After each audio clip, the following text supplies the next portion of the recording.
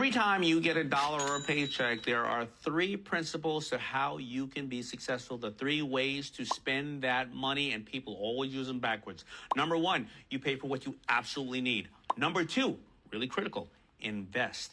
And number three, treat yourself to the things you don't need but you would like to have. But people usually do number three as number one. They never do number two, and number one is number three. Be successful. Do it the right way. Straight up. That's why a lot of the cats be going broke because they don't know how to manage their money. They spend on whatever they want first. Like he said, they do number three first. Whatever they desire, that's what they spend on first. And then they try to cover their bills and don't save nothing or invest nothing. When you're supposed to pay yourself first, what I do is number two first. I pay myself first by investing in my 401k at my employer.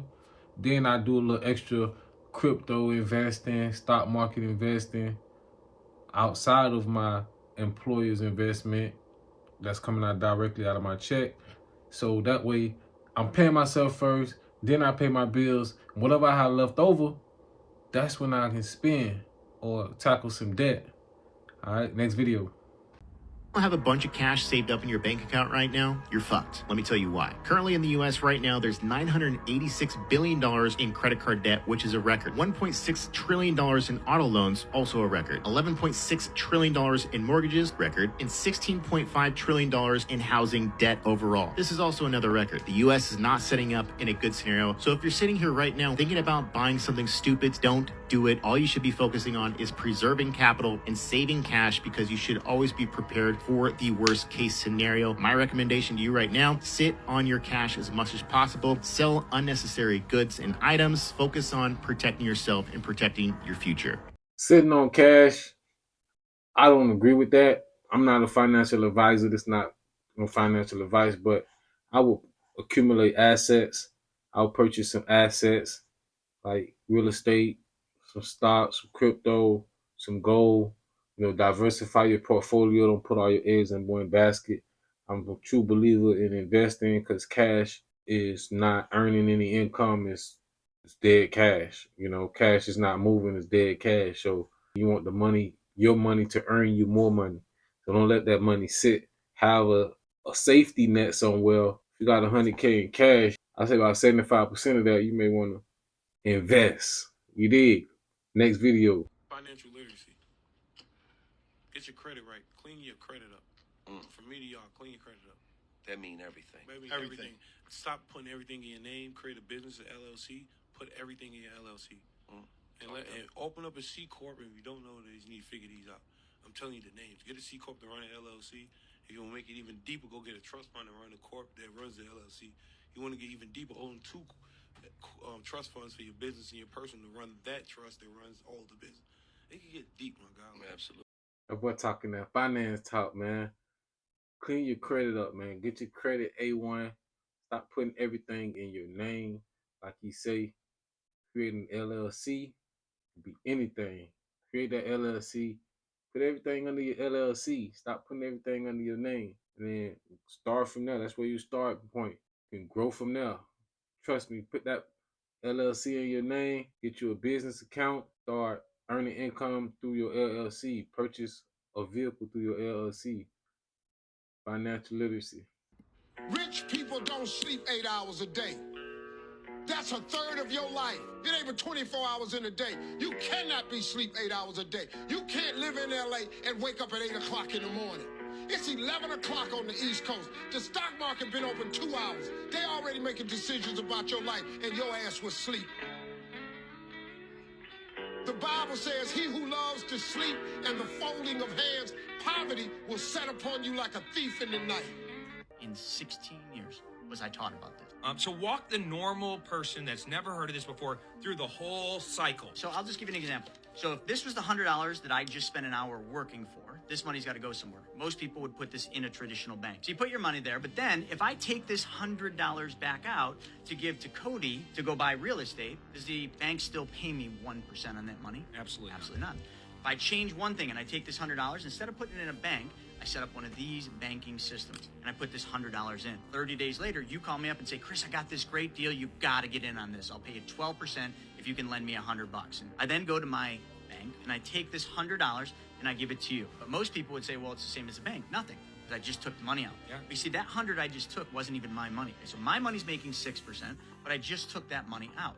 Whose money do I have? Insurance company. So the insurance company lends me money from their account and collateralizes it with mine. When they do that, that loan they gave me, a lot of people are like, oh, that's bad. I don't want another loan. I don't want to pay it back. Great. You don't have to pay it back because what the insurance company gave you was your death benefit early.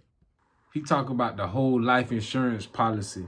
It's a type of policy which covers you for the duration of your life. As long as you pay your premiums on time, the premiums are usually higher and they don't get a higher return than other life insurance policies. But it gains interest. You can take a loan against it, and if you don't pay it back before you pass away, it just less on your death benefit. So life insurance is extremely important to cover you for your death expenses and to finance your family for a few years after your demise. Life insurance, financial literacy. If you lost your job, let's say you're married, husband and wife and all this stuff, and you lost your income, how long would you survive? And that's wealth.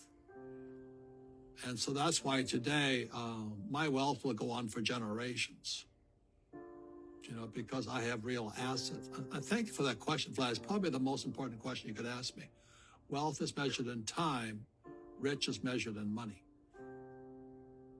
Yeah, one of the best definitions I've ever heard of the term rich is the ability to maintain your current lifestyle for the estimated rest of your life without having any new income. That's pretty accurate. If you're used to living in a mansion and you have a Ferrari and you can maintain that for the next 30, 40, 50 years without any new money coming in, you're rich. Correct. If losing your job, you suddenly have to move into an apartment and go get a Honda Civic, then it doesn't matter how many things you have at the time, you're not really rich. Correct. Yep. And the thing is one more thing that Rich Dad added to it is if you lose your job and you stop working, how long will you survive? Because you don't have to lose your job. I'm saying, if you stop working, how long would you survive? Mm-hmm. And for most people, it's the next paycheck. Yep. They're gone. So they might make a lot of money, but they won't survive. So that they have money, but they're not wealthy. It's absolutely right, man. That boy Robert Kawasaki be dropping that game. He said, rich is money, wealth is time. Time is money. Much money you have, and how long of a time that you can enjoy that money without having to worry about something, that's wealth. A lot of us don't have wealth. A lot of us may be rich. How long will that last before you have to go get more money? Will you last a year? Will you last 5 years, 20 years? That's your measurement of wealth. And that's what we should be aiming for. That way our kids can have something to enjoy. So our life insurance is extremely important in accumulating assets. We need to accumulate assets over liabilities, minimize our expenses, financial literacy, get your credit right, budget, get out of debt, save, invest. All right, there you have it, man.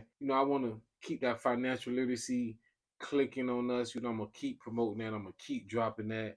Hopefully, y'all enjoyed this video. If you did, give me a thumbs up. If you haven't already, you enjoy this type of content, you want to see more of it, go ahead and subscribe to the channel. Click that notification bell. It's Professor Ness. I don't teach, I spark brains. Until next time, stay blessed.